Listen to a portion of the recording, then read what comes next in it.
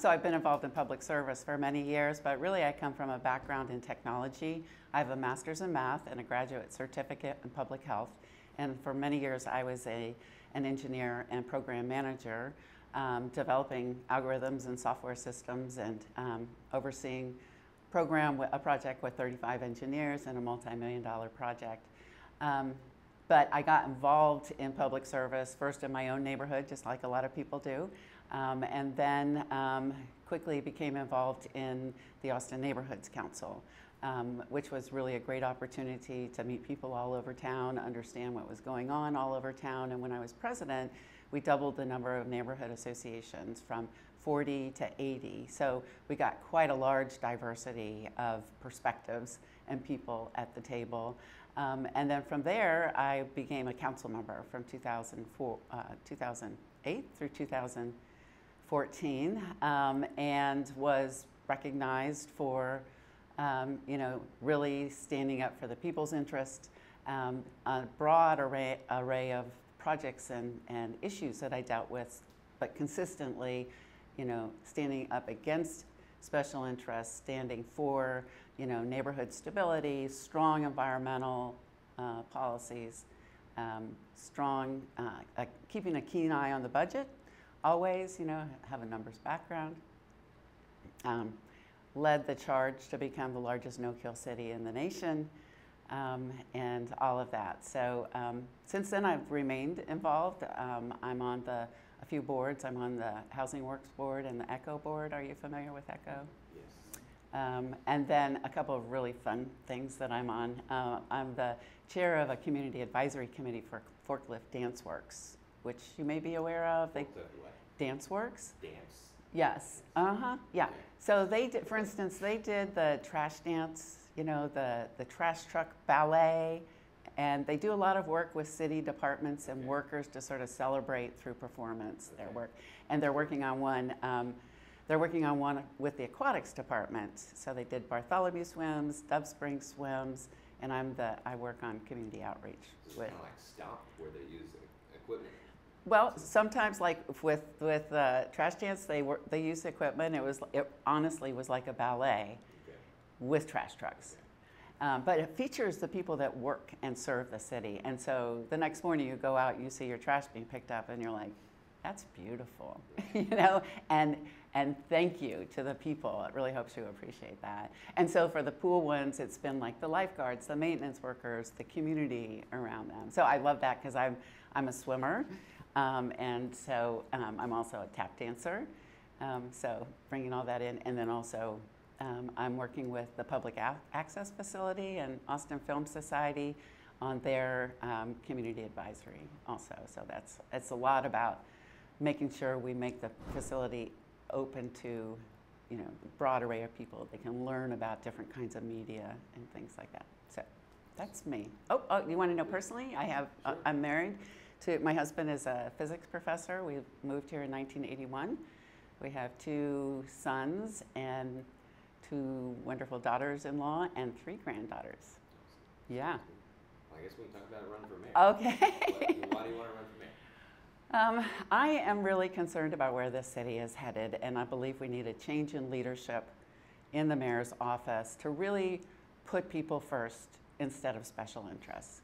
At a time when so many people are struggling and anxious about whether they can even be part of the future of Austin, when local businesses are struggling, when they see traffic being paralyzed, I think we need to change our priorities and really work for and understand that that has to be where our focus needs to be.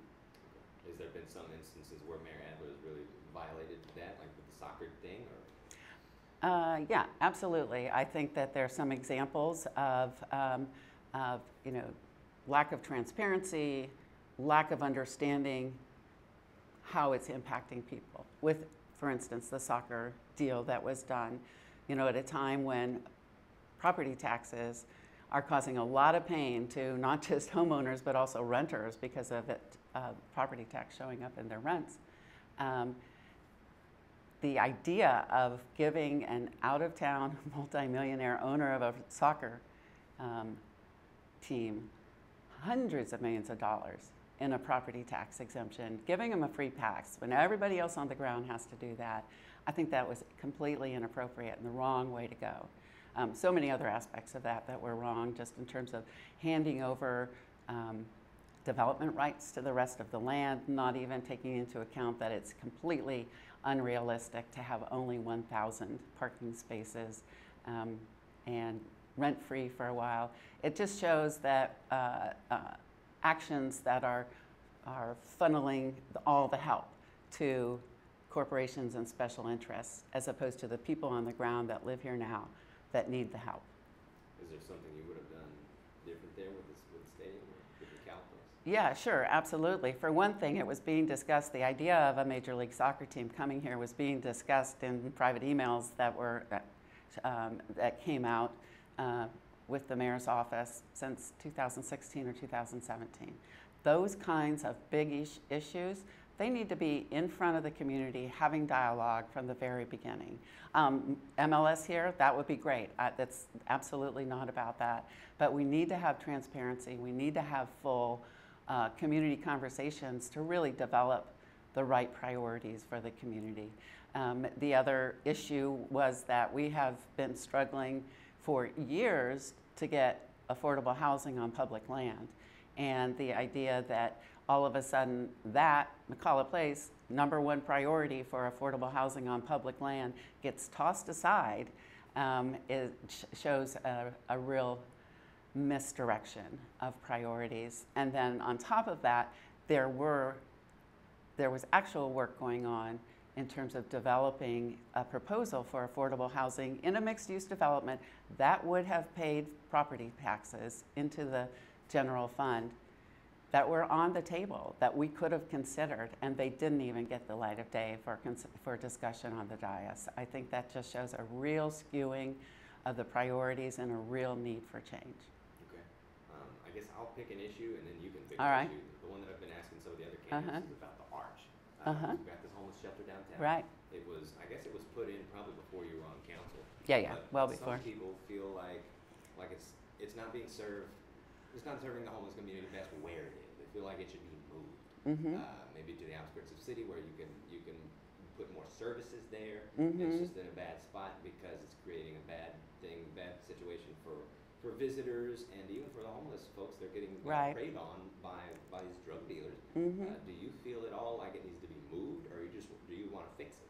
Well, it definitely needs to be fixed. There's clearly some issues going on there.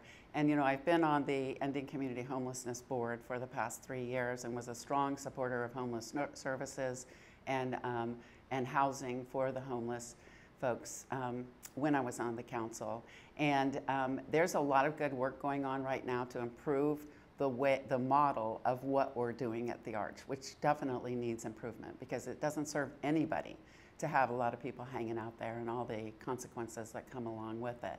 I think it's an all hands on deck issue that we need to be looking at in terms of, as an ECHO member, I've been very much a part of a couple of very productive initiatives for serving the homeless. We can't just solve it with one silver bullet in terms of working on coming up with a program to focus on families with children that are homeless. To me, that should have been #1.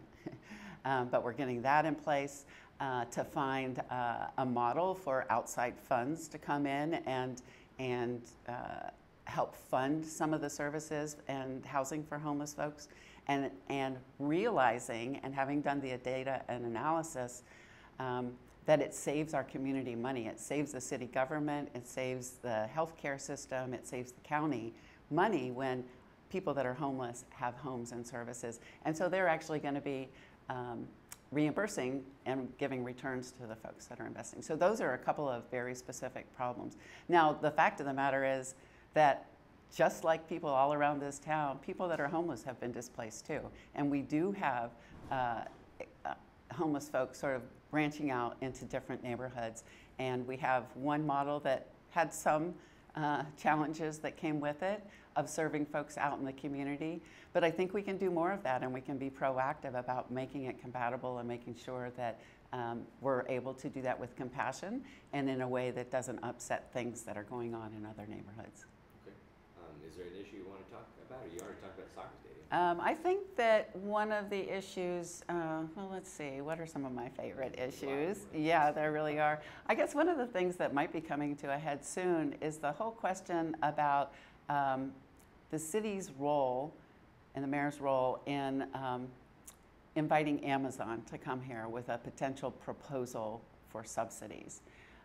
Obviously, we want to make sure people in this town have jobs, but what's happened with the Amazon bid is that it's a secret deal that's been presumably handed over for development from the city to the chamber that is completely under wraps. That's a proposal to Amazon for some kind of subsidies to bring them here. And that is just a screaming example of lack of transparency and how things are best served, how we're best served in this city.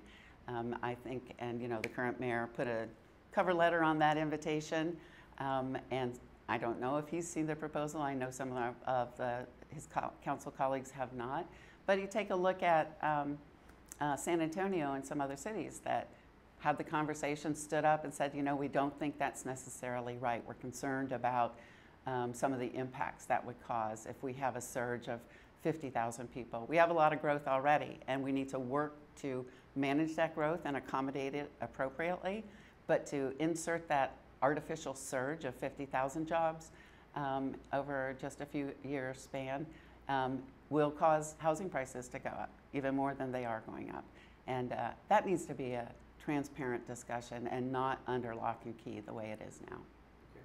I guess the last question, just to wrap it all up, you know, I feel like when people think about the mayor's race, they think about Laura Morrison and Mayor Adams. And people will look at the ballot and they might go, oh, Mayor Adams, that's our current mayor. Let me check. You know, what do you want to tell people about why they shouldn't just do that? Just anybody vote for you.